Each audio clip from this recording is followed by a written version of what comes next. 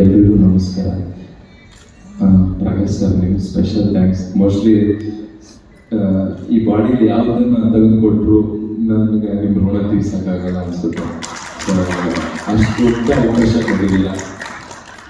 ನಾನು ಯಾವಾಗಲೂ ಅನ್ಕೊತಾ ಇರ್ತೀನಿ, ದರ್ಶನ್ ಸರ್ ಸಿನಿಮಾ ನೋಡೋಕ್ಕೆ ಕಷ್ಟಪಡ್ತಾ ಇದ್ದ ನಾನು ಇವತ್ತು ಆ ಸಿನಿಮಾದಲ್ಲಿ ಆ್ಯಕ್ಟ್ ಮಾಡಿ ಇಷ್ಟು ದೊಡ್ಡ ಪ್ರಮೋಷನ್ ನನಗೆ ಬರುತ್ತೆ. ಅಂದರೆ ಇಷ್ಟು ದೊಡ್ಡವ್ರ ಮುಂದೆ ನಿಂತ್ಕೊಂಡು ಮಾತಾಡೋಕ್ಕೂ ಅವಕಾಶ ಸಿಕ್ಕಿದೆಯಲ್ಲ, ಮೋಸ್ಟ್ಲಿ ನನ್ನ ಕೆಲಸ ನಾನು ಕರೆಕ್ಟಾಗಿ ಮಾಡ್ಕೊಂಡ್ಬಂದಿದ್ದೀನಿ ಇಲ್ಲಿ ತನಕ ಅನಿಸುತ್ತೆ. ಸಾರಿ, ಥ್ಯಾಂಕ್ ಯು ಸರ್. ಇಷ್ಟು ದೊಡ್ಡ ಅವಕಾಶ ಮತ್ತೆ ನನ್ನ ಲೈಫಲ್ಲಿ ಯಾವಾಗ ಸಿಗುತ್ತೋ ನಂಗೆ ಗೊತ್ತಿಲ್ಲ, ಅಷ್ಟು ದೊಡ್ಡ ಅವಕಾಶ ಸಿಕ್ಕಿದೆ.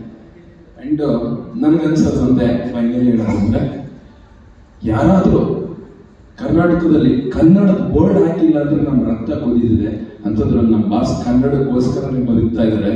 ಅವ್ರ ಸಿನಿಮಾನ ನಾವು ಜಾಸ್ತಿ ಕೇಳಿಸ್ಬೇಕು. ಅವ್ರಿಗಿರೋ ಪೇಯ್ನೆಲ್ಲ, ಅವ್ರ ಸಿನಿಮಾ ಗೆದ್ದಿದ್ದಕ್ಕೆ ಅವ್ರಿಗಿರೋ ಪೇಯ್ನೆಲ್ಲ ಮರ್ತು ಹೋಗ್ಬೇಕು. ನನಗೆ ನಿನ್ನೆ ಅನಿಸ್ತಾ ಇತ್ತು, ಕ್ಲಿಮ್ಸ್ ಬಿಟ್ಟಾಗ ಬರ್ತಾ ಇದ್ದೀನಿ ಚಿನ್ನ ಅಂತ ಇತ್ತಲ್ಲ, ಅದು ಬಿಟ್ಟಾಗ ನಂಗೆ ಅನಿಸ್ತಾ ಇತ್ತು, ಎಂತೆಂಥ ಕೆಟ್ಟ ಸಂದರ್ಭಕ್ಕೆ ಅಶ್ವಿನಿ ದೇವತೆಗಳು ಅಸ್ತು ಅಂದಿದ್ದಾರೆ, ಯಾಕೆ ಈ ಗ್ಲಿಮ್ಸಿಗೆ ಒಂದ್ಸತಿ ಅಸ್ತು ಅಂದ್ಬಿಡ್ಬಾರ್ದು. ನಾಡು ಸಿನಿಮಾ ನಾವು ಅವ್ರ ಜೊತೆನೂ ನಾವು ಯಾಕೆ ಕುತ್ಕೊಂಡು ಸಿನಿಮಾ ನೋಡ್ಬಾರ್ದು. ಮೋಸ್ಟ್ಲಿ ನಾನು ನತದೃಷ್ಟ ಕಲಾವಿದ ಅನ್ಸುತ್ತೆ. ಇಷ್ಟೋ ತನಕ ಅವ್ರ ಜೊತೆ ಸಿನಿಮಾ ಮಾಡಿದವರೆಲ್ಲ ಅವ್ರ ಜೊತೆ ಥಿಯೇಟರ್ ಕುತ್ಕೊಂಡು ಸಿನಿಮಾ ನೋಡಿದ್ದಾರೆ.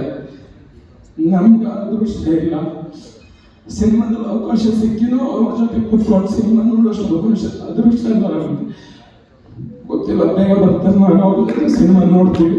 Thank you sir.